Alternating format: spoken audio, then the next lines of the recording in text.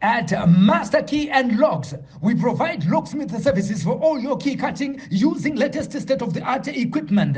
We program key cores to produce an original durable key for all types of cars and house keys. With this latest technology, we cut keys in 20 minutes while you wait. Days of importing lost car keys are over. Locksmith key cutting services and programming ECU cloning is our everyday business. We open locked doors for all cars and houses. We repair and install remote control programming. We have backup space for remote batteries, and we do remote leakage repair, new lock sets, key renewal and replacement, door lock and ignition repair. Call now on the numbers on your screen or visit us at 59 Central Avenue in Harare.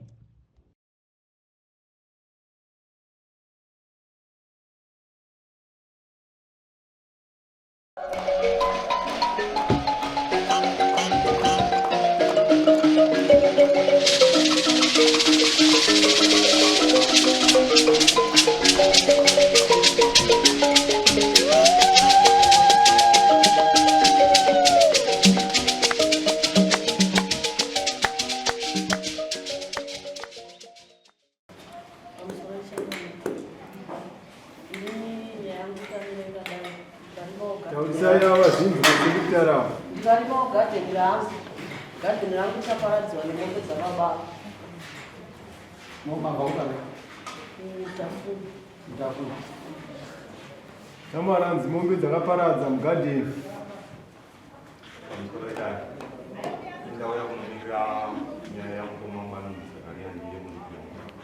Izvozvo here mombe dzakaparadza.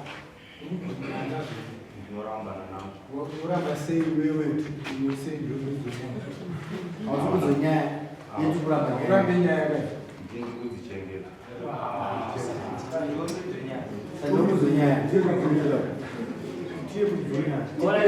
tipire mazira unoiteyo tisati taenda kwese kuti aida kubvunza kuti mamune mavheji here maune chii mugadheni kuti vanhu vangatongwa nakutonga zvaka ndaitira makebheji nemaonyeni maonyeni acho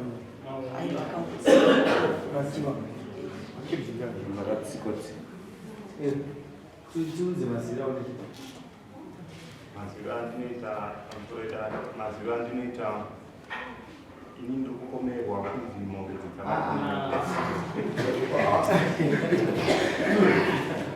area menyu maugere mune vane mombe vakawanda sei amai ava vasina kuenda kuvanhu vavanaka vafungidzira nditsavo sei vadaro kasapanadaro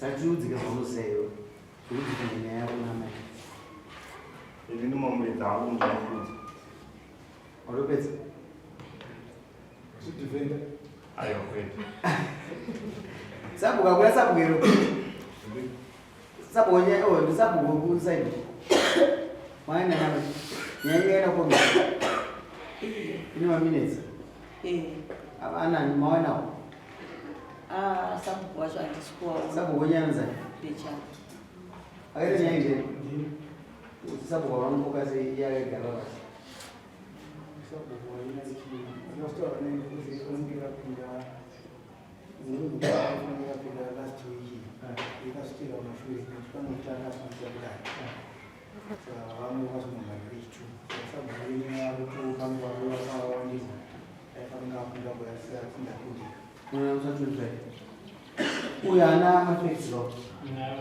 ana saka achakotambira zvinhu zvakabva kuna sabu ndozvo ndaone tinotaura naichi hapana takuonera sabu vane mazuva mai une zvimwe zvoda kuwedzera mukana tokupa hapana ngatichapodza muzomombe wacho naaripo saka muzomombe wacho aripo uyanaye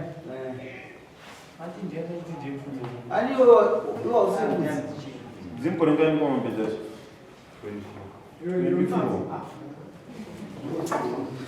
mombe dzako iwe dzakadya kukanganisa mombe dzako dzakadya kangani ndopamaya Watinokuti ndinofudza munhu anofudza mombe adyise haaraseri dzienda unochi hausati wamborasa kana mombe 1 pese pawakatanga kufudza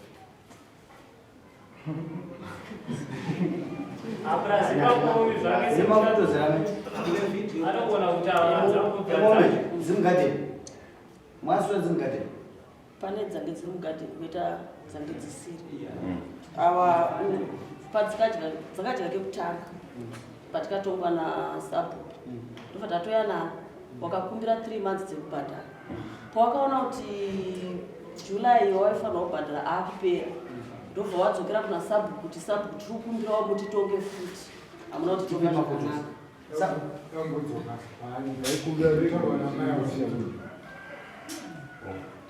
uye kuti kudina zvakataura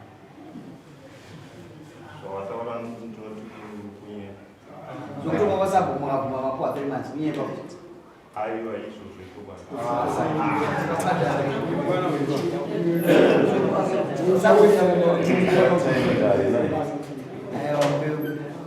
zvikanakira tambo inopa kuti mukoho wacho uri apa achakaipa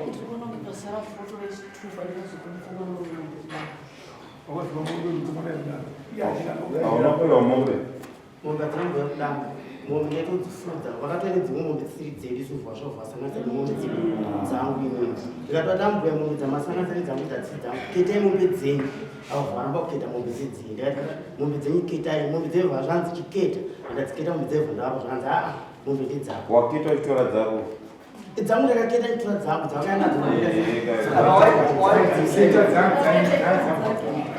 ivo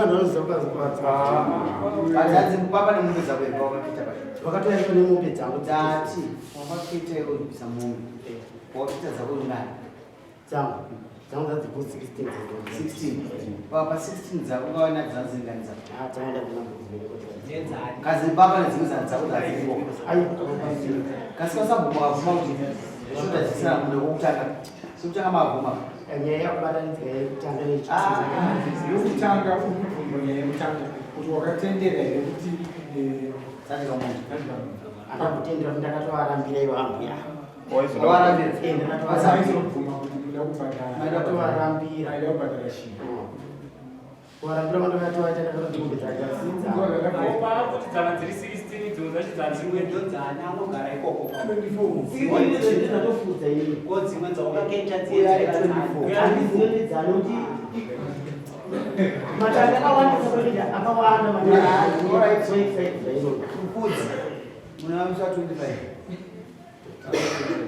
asi wakatsisirwa nemhosva tizokidza makubhadhara kuna sabu amanzi mubhadhara kuna sabu toda kuisai dzimwe pamusoro todaona norespekta masabu tikakona kuti nyaya inotokuripisa utomuripisa tarisira daringuva saka idai yemufanano munoda amai ini ndikukumbirapo kubva musi wandikapa mukomana uyu handisina pisi ndokuti ndikasangana neuyu anotituka nemumwe anoti andinonzi muzi ane mombe ipapa akatituka zvikanzi imi kuda kudya mari yamusina kushandira ndofunga ndikazosvika pakufonera wamutemeri ndikati wamutemeri arikutuka panombe anokutuka uyu nemumwe ari kusvita nemombe ipapa muzoridze dangasi rine mombe 3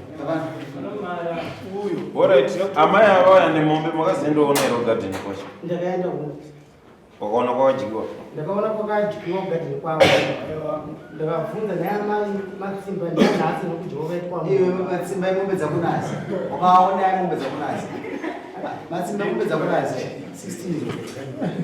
16 waienderei unoona iwe dzako uchifudza padyiwa nhasi panooneka aiwa iwe dzako kaunongoona dzipo waisinoonei ndanoona ugadheni